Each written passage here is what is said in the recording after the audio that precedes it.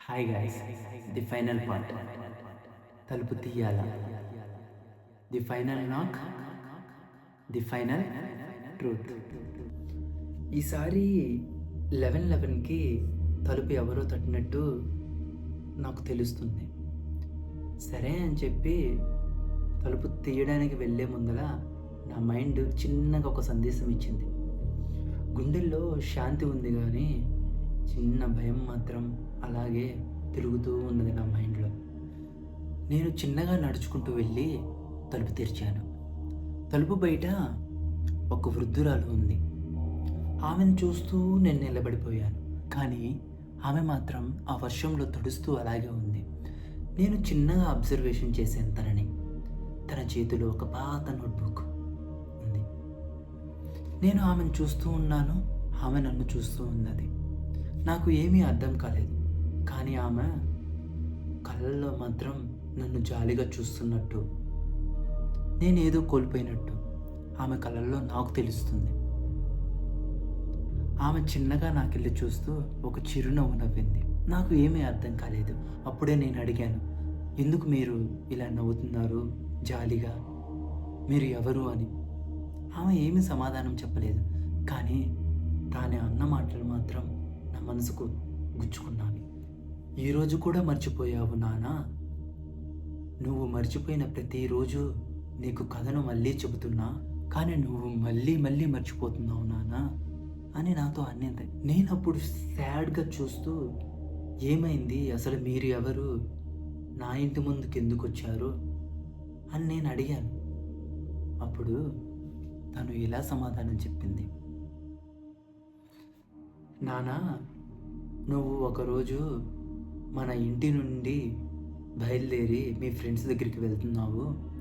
అలాంటి సమయంలో నువ్వు పోతూ పోతూ పోతూ ఒక చిన్న యాక్సిడెంట్ అనుకోకుండా జరిగిపోయింది.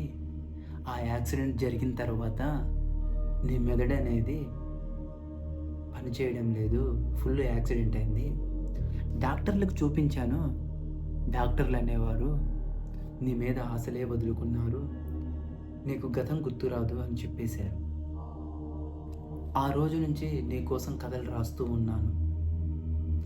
ఆ 11:11 టైము లేదు, ఆ పార్సిల్ ఎవరూ తీసుకురాలేదు, అలాగే ఆ ఫోటోలు అనేవి కూడా ఏమీ లేవు. ఇవన్నీ నీకు ట్రిగ్గర్ కావాలని నేనే ఒక కథల రూపంలో రాస్తూ ఉన్నా. ఇవన్నీ నీకు ట్రిగ్గర్ కావడానికి నేనే ప్రతిరోజు కథల్ని రాస్తూ ఉన్నా అని చెప్పింది. డాక్టర్ శ్రావణీదేవి లేదు, ఆమె పైన నీకు ప్రేమ లేదు, 11:11కి ఎవరో తలుపు తడుతున్నారు, అది నిజం కాదు. ఇది ఒక అమ్మగా నీకు జ్ఞాపకాన్ని తిరిగి ఇచ్చేందుకు ఒక చిన్న ప్రయత్నం మాత్రమే నానా అని చెప్పింది. కానీ అప్పటికీ నాకు గుర్తుకు రావడంలా. అప్పుడు అమ్మ ఇలా మాట అని చెప్పింది నాకు, ఈ కథ నీదే నానా, ప్రతిరోజు నీకు గుర్తు చేస్తూ ఉన్నాను. ఇది కథ కాదు, ఇది అమ్మ ప్రేమ అని ఏడుస్తూ చెప్పింది. ప్రతిరోజు 11:11కి తలుపు తడతావు, కానీ ఆ రోజు మాత్రమే నీకు గుర్తొస్తుంది. ఎందుకంటే నీకు నాకు ఒక చిన్న స్పార్క్ మైండ్లో వెలుగుతుంటుంది. సో అందుకని చెప్పేసి నీకు నాకు ఒక చిన్న సంభాషణ అప్పటి వరకే నీకు గుర్తుంటుంది, మరుక్షణం నువ్వు మర్చిపోతావు అని చెప్పింది. అప్పుడు నా గుండెలో ఒక చిన్న బాధ, ఎందుకు నాకు ఇలాగ జరుగుతుంది, నాకే ఎందుకు జరుగుతుంది అని. నేను అప్పుడు అమ్మతో ఇలా చెప్పాను, అమ్మా, నేను మర్చిపోతే మళ్ళీ నాకు గుర్తు చేస్తావా అని.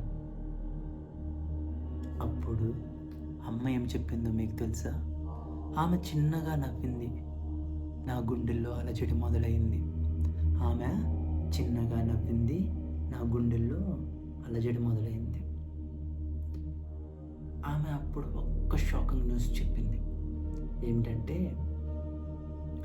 ప్రతిరోజు నాకు కష్టమే నానా, కానీ ఒక్క బంధం కోసం నేను రోజు కష్టపడుతూ ఉన్నాను. నా కొడుకుని నాకే మళ్ళీ పరిచయం చేసుకుంటున్నా అని చిన్న బాధతో గుండెల నిండా ధైర్యంతో బతుకుతూ ఉంది అమ్మ.